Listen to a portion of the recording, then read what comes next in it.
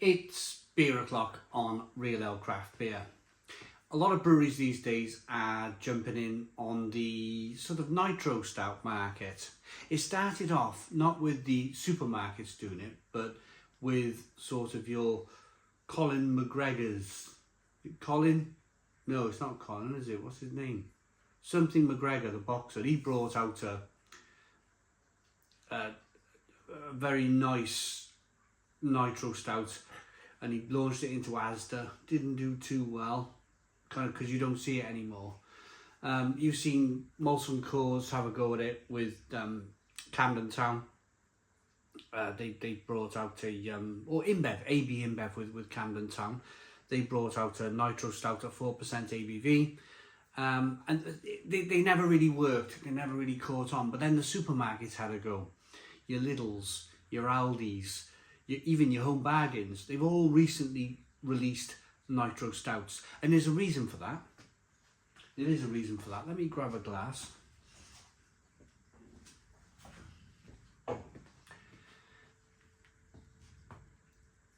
Last Christmas, Guinness had this, you can't get Guinness for Christmas, there's a shortage. And it freaked everybody out. Enough for the supermarkets to go, hey, early April, Heineken were like the first people to kind of react to it, and they brought back Murphy's Stout very quickly. And they put that in the supermarkets. And then the supermarkets a few months later, of course we're talking September now, 2025, they've reacted too, and they brought out their own Nitro Stouts for this time of year. It's no coincidence.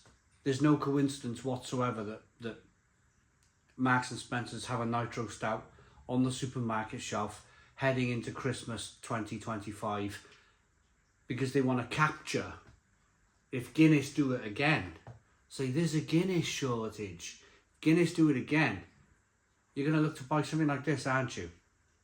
4.6% ABV, £3 a can, brewed with Siren Craft Brew.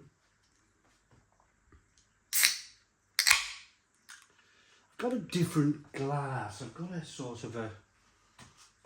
Just wondering if I can do the whole dump with this. I think so.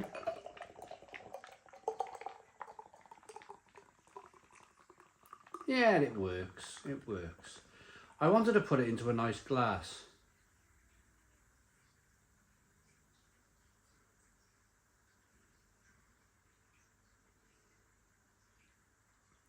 I wanted to showcase it because it's 4.6% ABV, it's £3 a can, it's brewed with Siren Craft Brew in Berkshire.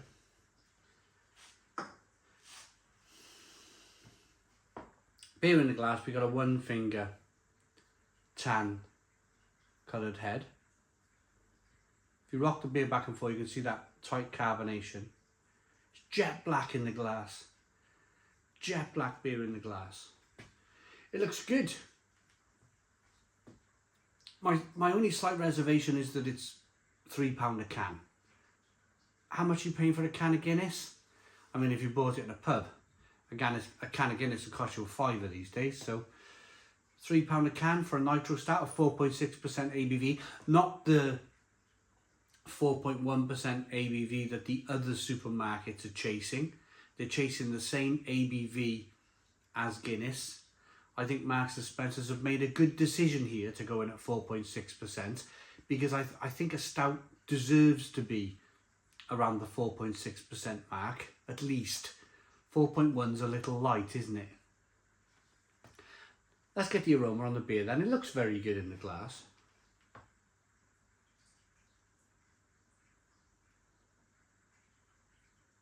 It has that sort of kind of, and I mean this with the greatest of respects, that sort of nitro dulling down of the beer.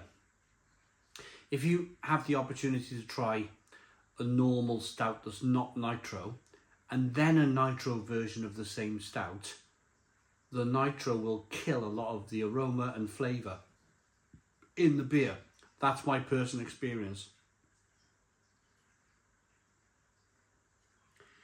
But there's some roasted malts in there, there's some chocolate,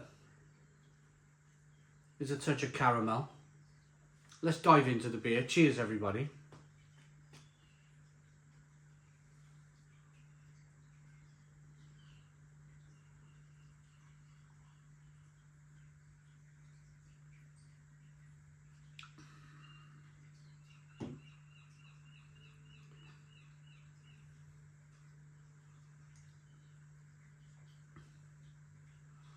It's very, very good.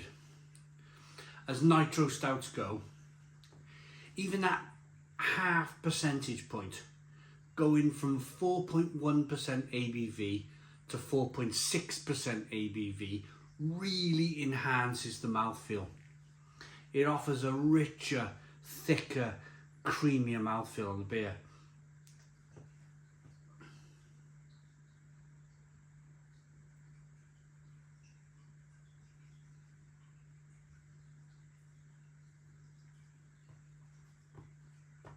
Oh,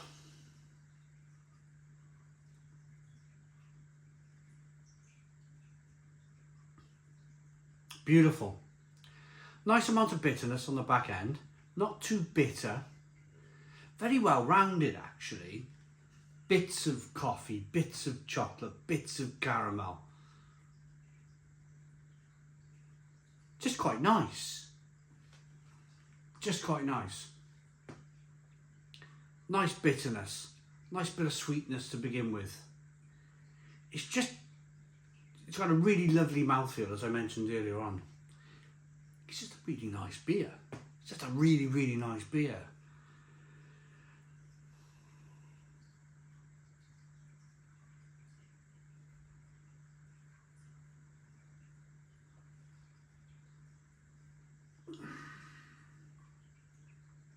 There's the hops in the beer are combining with that roasted malt, and it's offering a bit of fig and prune,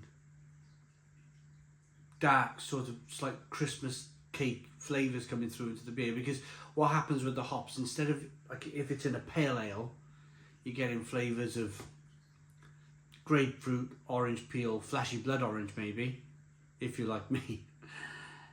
When you add dark malts to the beer, those dark malts kind of combine with the hops and they offer a darker fruit flavour, so figs and prunes and plums and that sort of thing. It's a cracker. Look at it, rocking the beer back and forth. Ideally, I probably should have got a can of Guinness and put it next to a can of Guinness, but I can safely say, I can safely say without even drinking a can of Guinness, that this is a far superior beer than Guinness. It really is. It's a really good example of what a nitro stout should be.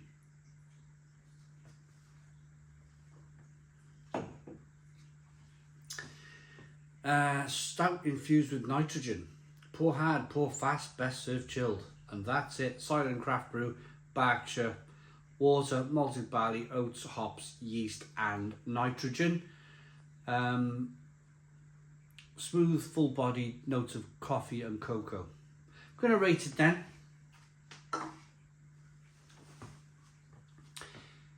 Yeah, I like it. It's a really good beer. I don't generally drink a lot of nitro stout. I don't generally go to the supermarket thinking, oh, I'm going to buy 4 cans of nitro stout. Guinness or Murphy's or Lidl's version or Aldi's version or Home Bargains version. I don't generally go, I'm going to go specifically to the supermarket to buy cans of nitro stout. But for what it is, it's good. It's good. It's an 8 out of 10. 8 out of 10 from Real Ale Craft Beer. Please put your comments in the comments box. Subscribe to our daily beer and food reviews. Give us a big fat thumbs up. Boom. Cheers.